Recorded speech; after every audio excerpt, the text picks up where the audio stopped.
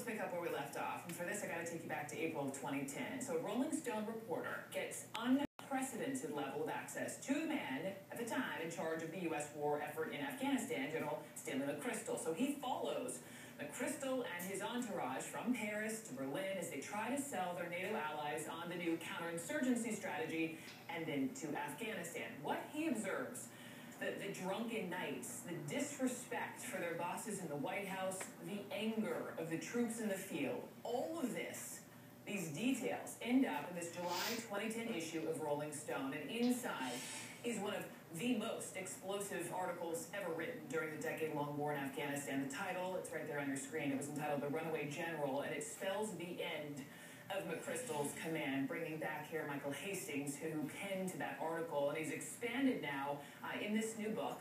Have it here. It's called The Operators.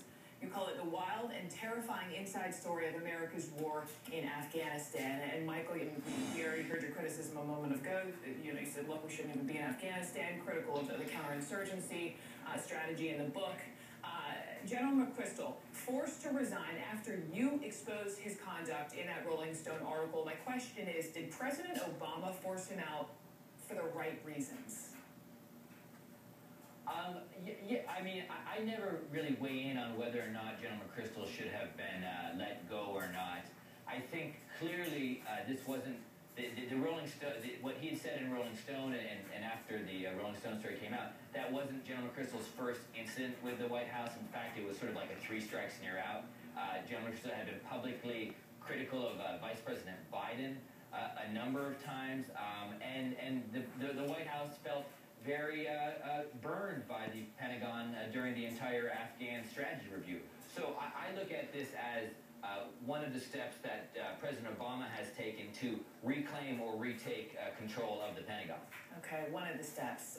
There is a now infamous moment in this article that you expand on in this book. So you have McChrystal, let me set this up. He's talking to his top advisor, Jake McFerrin, about Joe Biden, Vice President. So here's the exchange. I'm going to read this.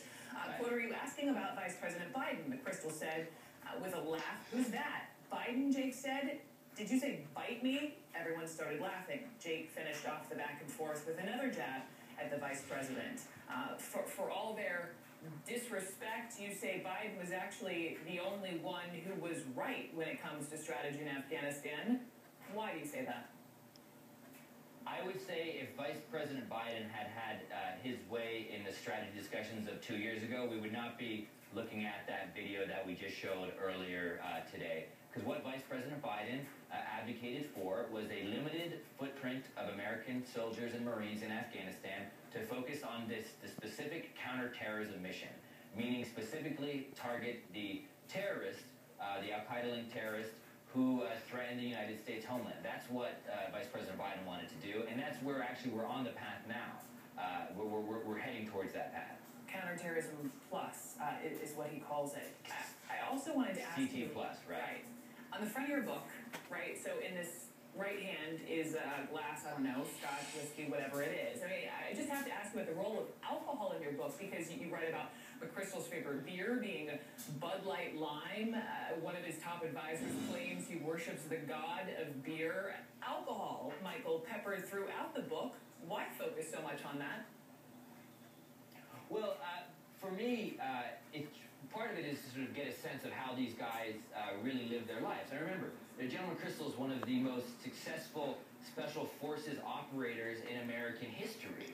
And his staff was these outrageous bunch of characters who were very, very talented, very ambitious, and very willing to accept all sorts of risks. That comes along with, I mean, Ulysses Grant was drunk all the time. A Patton or a MacArthur, these are these huge personalities. And so booze came to represent this sort of release and this intoxication.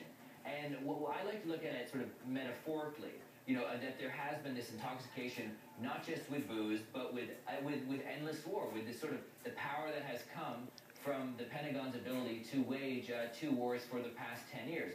So there's sort of a metaphorical thing. Plus, also, I want people to get inside of, like, it's kind of, we're so used to these pictures of heroes, these kind of clean scrub pictures, and it's, whenever you can get a couple shots of whiskey into a story, it makes for better coffee, that's for sure.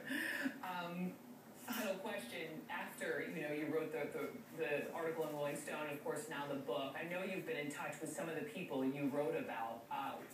Tell me about any kind of fallout from that article. What have they said to you?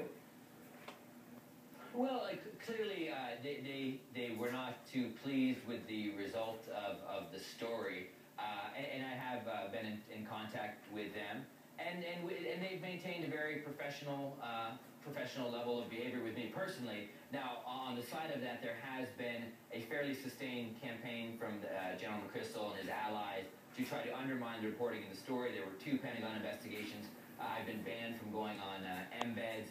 And you see a pretty consistent leak campaign that tries to undermine Rolling Stone's reporting. It's been unsuccessful, though. Rolling Stones continue to do great work. I was able to put this book out and keep doing my best to give the most accurate picture of the wars in Afghanistan, the guys who are running them. Again, your book is The Operators. Michael Hastings, a pleasure. Thank you so much for coming on.